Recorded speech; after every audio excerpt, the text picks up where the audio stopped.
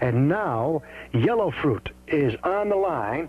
Gentlemen, ladies and gentlemen, let's tell you about Yellowfruit. Yellowfruit is up at Groomlake. He's part of the organization up there that... Well, let him tell you exactly what he is. Maybe he'll give us a little background. And we'll go to this line. And... Okay, Yellowfruit. Hello. Yes, sir, Yellowfruit. Would you mind telling the audience exactly what your position is up at Groomlake so we can clear that up? Roving security, passive security, background investigations, recovery. I've been lerping over in Deep Springs for the last few days. Lerping is long-range patrol. I wanted to speak to Charles Ellery. I'm the one who tried calling you the other day, and Terry repeated my name. He said Yellowfruit, fruit, and then apparently he wrote down lemon drop. That's a good one. So if you're wondering why lemon drop did not leave a phone number, now you know. There you go. Okay. And to Jean Irene, she's asking what is she supposed to look for over in Deep Springs. Deep Springs is an EBE wildlife release point.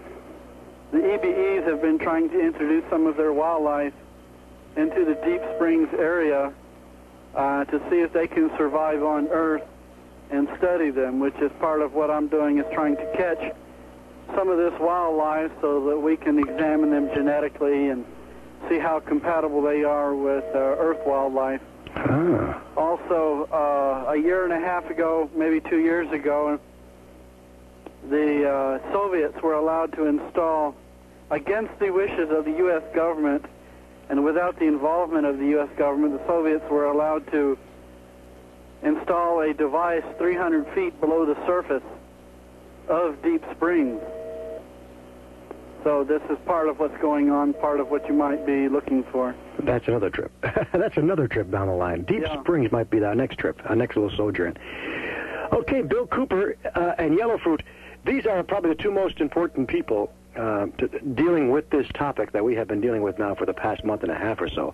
And I think it's only fitting that you're both there together. Bill, do you have any questions for Yellowfruit? And vice versa, Yellowfruit, do you have any questions for Bill Cooper? I only have one, really, Billy. Yellowfruit, I've been looking forward to having a little chat with you. The first question that I have is I would like to know what has the reaction been to the information that I've been putting out. And I know that things change over the years. You have to understand that I saw this information between 70 and 73, and I've done quite extensive research, which has led me to other information. But I'd like to know what the reaction is and what, if anything, has changed. Okay, I can barely hear his question, but I understood most of it. Yeah, you got to speak up a little bit more, Bill, next time. But I think the gist of it is what is the reaction, or what has been the reaction to the, how would you word it, the story you've been releasing, Bill? Yeah, what has been the reaction to the information that I put out that I saw between 70 and 73, over 17 years ago? Right, there's the question. And also, what, if anything, has changed? I know it's been a lot of years since then. Maybe something has changed. If it has, I'd like to know about it. But you understand? Well, he's doing a fairly good job. He's being extremely accurate for someone who's not on the other side of the fence. The tunnels that he spoke about are not nearly as long as he was led to believe by whatever source he has. There's 4 tunnels: G tunnel, T tunnel, P tunnel, and N tunnel. But they connect Groomlake with Yucca Lake and Tonopah. That's all they do. They don't really go outside of Nevada or outside of the general testing area. Other than that, most of his information is pretty accurate. On many subjects, he knows more than I do, because I don't know that much about the history of a lot of these incidents and a lot of these things outside of Nevada. And a lot of things we just are not allowed to discuss even amongst ourselves. So in many cases, he might know more than we do, more than I do. Right. How's that, Bill?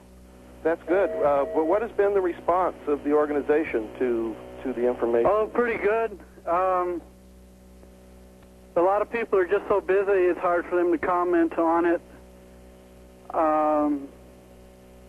It's fairly friendly, if not hostile. Well, that's good, because my sources have indicated to me that there is a large element of the inside that really wants to get it out. It's just they don't know how to go about it, and they don't want the public reaction to be bad. That's the information that I get, and I guess you've sort of confirmed it in a way. Yes, that's accurate. The greatest thing holding back MJ-12 is the fear of how the public will react to the absolute and total truth. You know, as I said earlier, Jonestown was a result of an open policy, and so they really have a phobia about causing such a reaction again. Well, let me ask you, Yellowfruit, if that's what happened at Jonestown, and I have no information about that whatsoever, but if that's what happened at Jonestown, why doesn't it happen in places like Gulf Breeze or in the Hudson Valley, where over 9,000 people have seen these craft, and in places where there's been close contact of CE-3s and CE-4s? Well, I don't know. That's what really caught MJ-12 completely off guard. They weren't prepared for it. There's no scientific or psychological explanation for it. I guess it's the difference between seeing someone walking towards you and knowing that they're coming, and having your back to them and suddenly they speak to you and you're startled by them. And I guess the people at Jonestown just got startled and were not psychologically prepared for it. And that it just tipped the scale. Yeah, I guess the last question that I have for you is, what is the ultimate end purpose of the abductions and the implants that are placed in the abductees? Well, that's has nothing to do with the benevolent ones. I understand that's that, but the if you have any information as to what that's leading to, I think we'd all like to know about that. Well, they consider us to be nothing more than cattle. Property. Nothing more than food. And so they're just trying to study how to breed us better and how to basically make a better cow. A better high-protein product. I'm not going to touch that one. I'm not either. Now, Yellowfruit, do you have any questions for Bill Cooper? No, he's doing an excellent job. I'm sorry to hear that people are screwing around with him, but that's all part of the territory, I guess.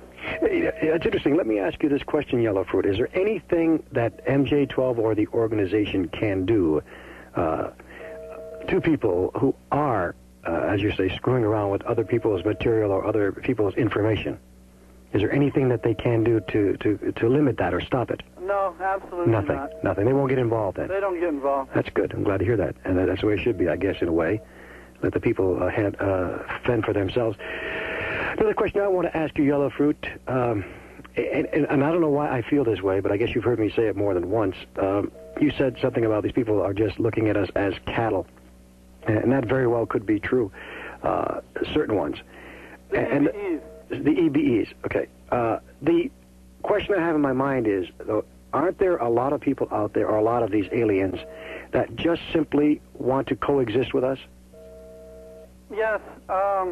See, part of the problem that the benevolent ones have is they cannot give birth in this atmosphere. That's why, even though they may have been living on Earth for generations, they still have to be born in space in order to maintain their high IQs. So because being born on Earth, the gravity affects the oxygen flow to the embryo, which is why they're all born in space. Oh, I see. Well, we have Yellowfruit on one line and Bill Cooper on another line. Wow, this is really, really a fascinating evening for me, an exciting evening. To quite a few people have been listening. Californians are coming up by the droves, heading up towards Groomlake this Saturday. Actually trying to penetrate the area, and Sea Spray will shoot first and ask questions later. I think you should explain who Sea Spray is. They don't care who you are or what you're doing, and they don't always wait until you cross the property because they're afraid of the EVEs, and they're afraid EVEs might penetrate, and they will blow you away. So it's best to stay within range, within sight of the highway. Okay, let's kind of, slow it down a little bit here, Yellowfruit. I mean, you said some pretty heavy-duty words there. If everybody stays, though, within that 29.5-mile marker, there should be no problems. Oh, no, that's a problem. See, that's 20 miles from Groomlake. Okay, so there's no problem with that. No. You hear that, folks? Not. Don't push your luck. Right.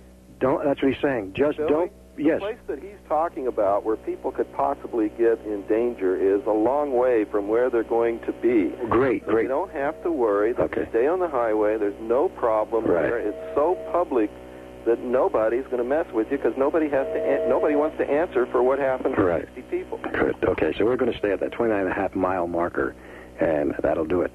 Okay, Yellowfruit, anything else? No, that's fine.